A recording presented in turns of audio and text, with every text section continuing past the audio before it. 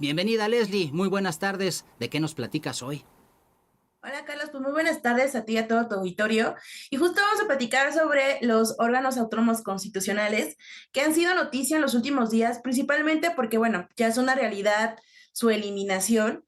Y aquí cabe mucho ya hacer mención de lo que en algún momento fueron importantes y apoyaron principalmente en temas de acceso a la información, así como en otros rubros que fueron pues elementales para poderlos conseguir. Quizá el que más ubicamos es precisamente el Instituto Nacional de Transparencia, el INAI, que tiene como principal objetivo garantizar este derecho al acceso a la información que se encuentra en la Constitución.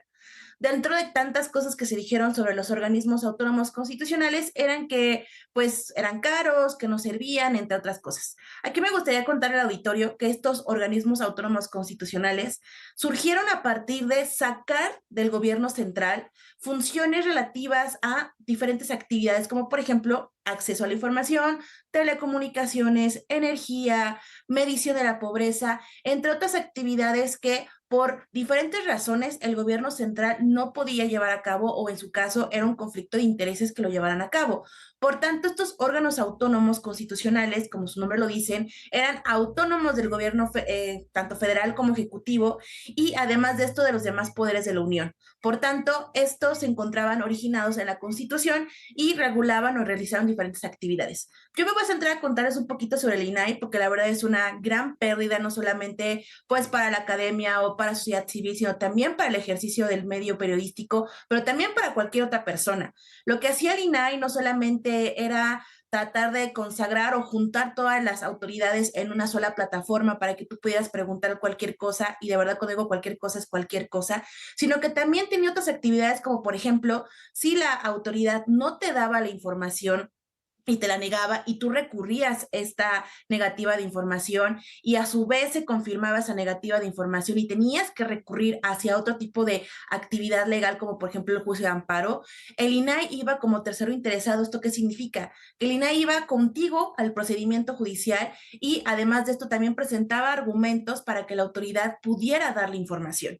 Y además de esto, todos los recursos que tú hacías ante el INAI, además de gratuitos, eran completamente sencillos. Era de las autoridades en las que tú podías recurrir cualquier decisión y no necesitabas una persona abogada, no necesitabas un formulario, no necesitabas un machote como se le conoce en el gremio jurídico. Era la cosa más sencilla del mundo recurrir la negativa de la información. Además de esto, y es algo que casi no se ha mencionado, acceder a la información en términos de lo que hacía el INAI y la Plataforma Nacional de Transparencia en nuestro país era relativamente gratuito. Si bien es cierto, en otros países también tienen modelos similares de acceso a la información porque no es un derecho que solamente tengamos aquí. En otros países se cobra, ¿no? Cada vez que pides alguna clase de información y que te la entreguen. Por tanto, el hecho de que el INAI no exista actualmente y que se busque que ya no esté, no solamente va a ser un hueco para que efectivamente se garantice este derecho, porque si bien es cierto, no eliminan el derecho de acceso a la información, lo que eliminan es el órgano que va a ser garante para que tú puedas acceder a esta información.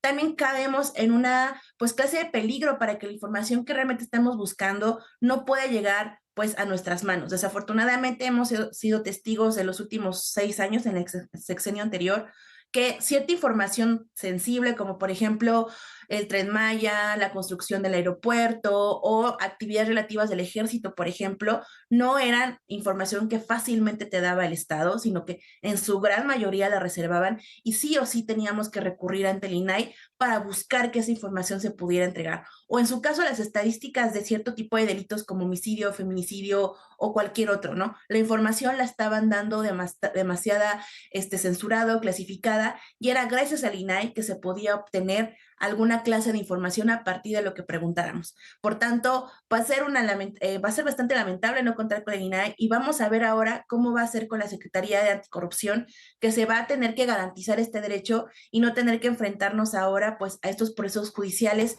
que es el INAI, pues básicamente lo vamos a tener que enfrentar solos. Oye, Leslie, muy rápido, por favor, de ser posible, ¿qué va a pasar con el asunto de la Plataforma Nacional de Transparencia? No sabemos en manos de quién va a quedar. ¿Qué dice la ley?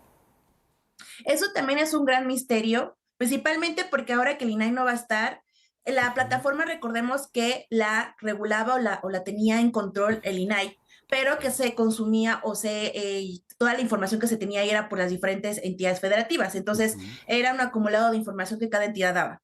Se supondría que ahora, a partir de que el INAI ya no va a estar, esta plataforma va a seguir activa, pero va a pasar a manos de la Secretaría de Anticorrupción, lo Ok. cual es un acierto que siga esa plataforma porque de verdad facilitaba demasiado que cualquier persona pudiera preguntar. Sin Claro. embargo, nuevamente esta pregunta o esta inquietud es si va a trasladarse toda la Secretaría de Anticorrupción, qué tanto va a ser tan accesible que en efecto se entregue la información sin que ésta se reserve, se clasifique o en su caso se requiera incluso que se vayan a procesos judiciales, porque ahora sin el INAI y se niega la información, ya no va a haber un órgano que vea las solicitudes de recurrir esta negativa y nos vamos a tener que ir a control judicial.